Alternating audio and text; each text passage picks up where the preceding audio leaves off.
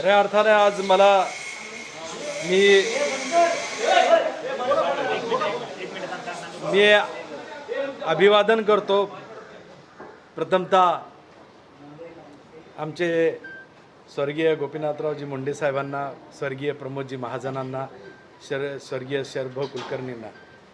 खऱ्या अर्थाने मी त्यांच्यापासून सुरुवात केलेली आहे.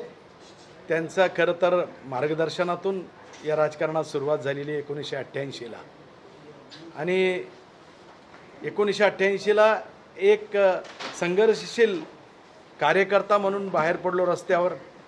जवळपास आज वयाचे 55-56 वर्ष आहे आणि तेवढ्याच केसेस आहे राजकारणातल्या. आणि त्यामुळे निश्चितच गोरगरीब दीनदलित उपेक्षितांना न्यायासाठी रस्त्यावर पडून संघर्ष केला. भारतीय जनता पार्टी सर्वसामान्यपर्यंत नेण्याच्या भूमिकेतून काम करत आलो. कधीच कामाची पावती काय मिळेल याची कधीच विचार केला नाही. माझा सन्मान होईल का हा विचार केला नाही. मला माझ्या भारतीय जनता पार्टीला सर्वसामान्याचा पक्ष व्हावा ही भूमिका घेऊन भारतीय जनता पार्टीत काम करत होतो. गोपीनाथरावांच्या अनेक संघर्ष यात्रेमध्ये, सर्व संघर्ष यात्रेमध्ये अग्रणी राहिलो. आणि त्यामुळं स्वर्गीय आठवण येते मला स्वर्गीय प्रमोदजी महाजन यांच्याबरोबर आसाममध्ये प्रभारी असताना त्यांच्याबरोबर सुद्धा आसाममध्ये 1 महिना काम केलं, अमेठीमध्ये काम केलं, सर्व राज्यामध्ये निवडणुकीच्या निमित्तानं फिरलो.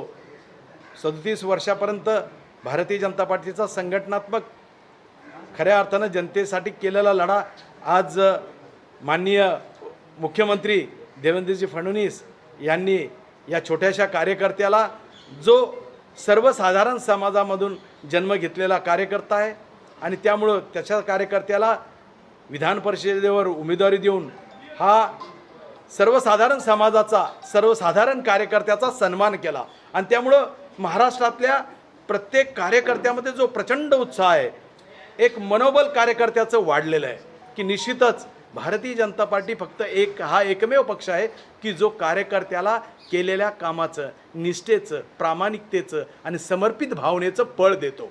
निश्चित आहे आम्ही फळाकरता काम करत नाही आहे, परंतु खऱ्या अर्थानं ताकद मिळावी. जी ताकद जनतेपर्यंत नेऊन काम करायची असते, जनतेला न्याय द्यायचा असतो, दीनदलित उपेक्षित पीडितांना न्याय द्यायचा असतो, ती ताकद माननीय मुख्यमंत्र्यांनी तसेच माननीय मुख्यमंत्री देवेंद्र फडणवीस, माननीय आमचे अध्यक्ष महाराष्ट्राचे चंद्रशेखर बावनकुळेजी, तसेच कार्यकारी अध्यक्ष रवींद्र चव्हाण आणि खऱ्या अर्थानं त्यांनी नाव निवडून वरती पाठवलं. वरच्यांनी जो विश्वास दाखवला त्याही विश्वासासाठी मी वरच्या सर्व श्रेष्ठींचं मी आभार व्यक्त करतो, देवेंद्रजीचं आभार व्यक्त करतो. निश्चित आहे संधी म्हणण्यापेक्षा ही जबाबदारी आहे आणि ही जबाबदारी पार पाडण्याकरता परत एकदा रस्त्यावर उतरेल. निश्चितच दीनदलित उपेक्षित सर्वसाधारण समाज, भटका विमुक्त, 18 पगड 12 बलुतेदार यांच्यापर्यंत भारतीय जनता पार्टीचा न्याय कसा जाईल ही भूमिका निभवणार आहे. धन्यवाद.